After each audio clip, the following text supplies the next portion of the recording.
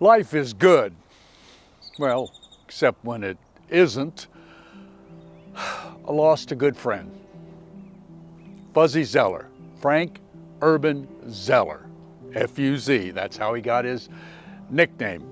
Gregarious, witty, well actually, Fuzzy had an acerbic wit. He could insult with the best of them. In fact, the closer you were to him, the more terrible were the insults. I remember I'd covered the tour for 20 years or more, and then I stepped down from my position with CNN Sports.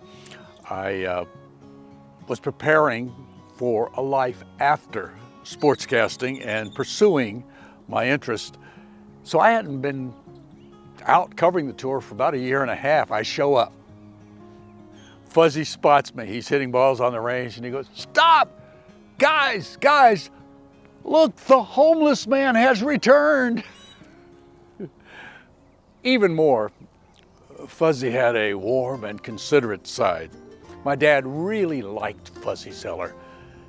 I took my dad for his one and only trip to the Masters. And as we come in there and make that turn where you're almost to the first tee, I spotted Fuzzy. And I thought, boy, this is great. But Fuzzy was on his way to teeing off. And I said, "Fuzzy, I'd like you to meet my dad." Fuzzy said, "Meet me later, after the round, by the big tree." So Dad and I went out and we had a good time walking the course and everything. And quite a few hours later,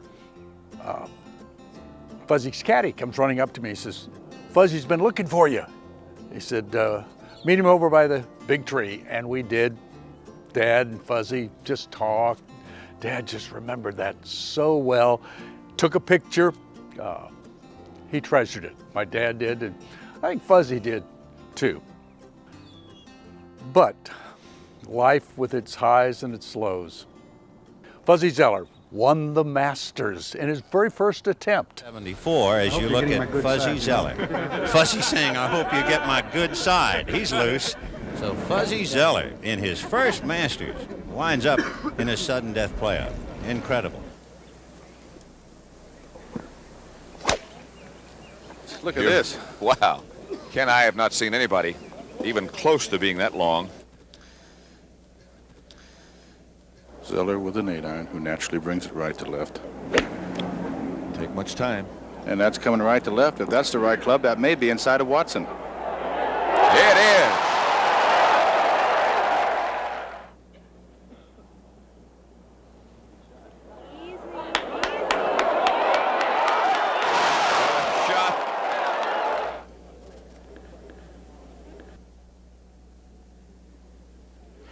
There's your champion.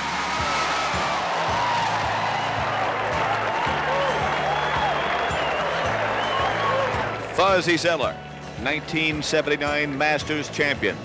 70, 71, 69, 70. Fuzz, right now, I have pleasure of asking Gary Player, the defending champion, to come in. And Gary, would you do something that is a great tradition and ritual here at the Masters Golf Tournament and Fuzzy, put the jacket on the new champion? Thank you very much, playing, Fuzzy. Well done. Thank you.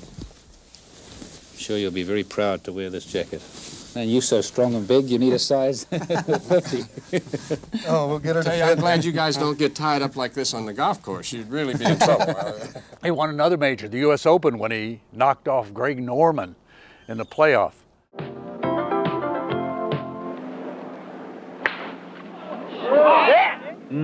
Says Fuzzy, as Greg Norman prepares to play an almost impossible pitch. Will it hold? No.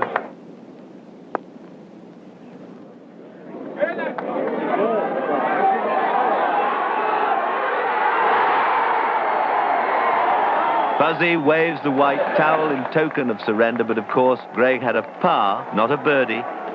Monday, June 18 begins damp and dismal.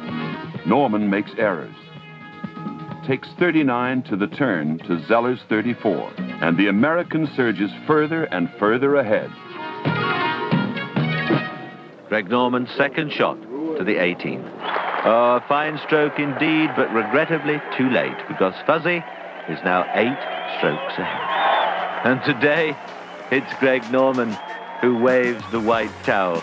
The Australian, just like Zoeller yesterday, waved his towel as a token of admiration and mock surrender.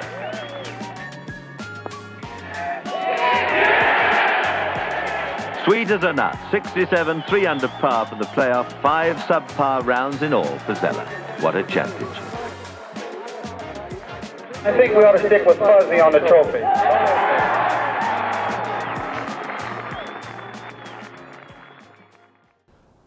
Highs. But then, journalism at its worst hit Fuzzy Zoeller. It was the Masters, 1997. There was a young player, his name was Tiger Woods. Just months before, he had turned professional, and he is annihilating the field at the Masters. He's almost done, Tiger, still on the course, few holes to go, he's going to win. It's easy. Jim Huber of CNN Sports spotted Fuzzy and said, "Hey, Fuzzy, would you say a couple things about Tiger?" And Fuzzy had a drink in his hand. He goes, "Yeah," he says, "kids," except he didn't say kid. He said boy.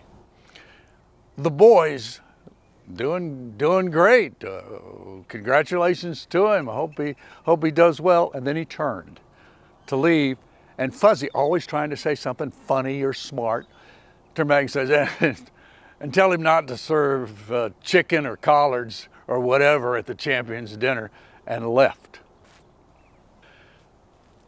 Here's where journalism is at its worst.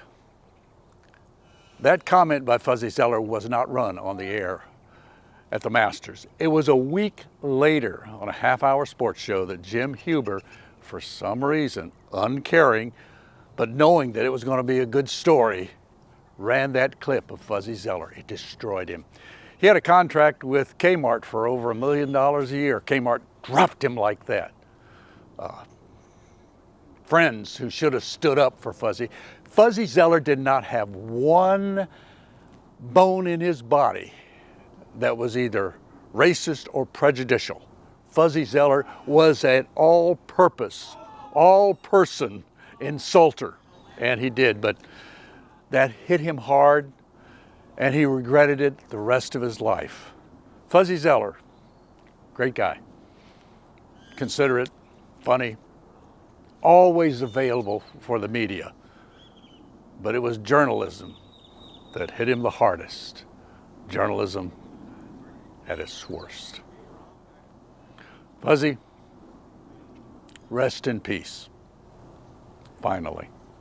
Well, this was Fuzzy Zoeller just a moment ago, 173 yards, 16th hole. He wasn't making a whole lot happen on this day at even par. Well, no real good either. Back left, it's hung up in the rough. That's, you know, no good there, is it? Tough chip, I think. Oh, wait a minute. There he goes. You're not going to believe it. You're not going to believe it. Decent chance. No. No, you got to be. Oh, please.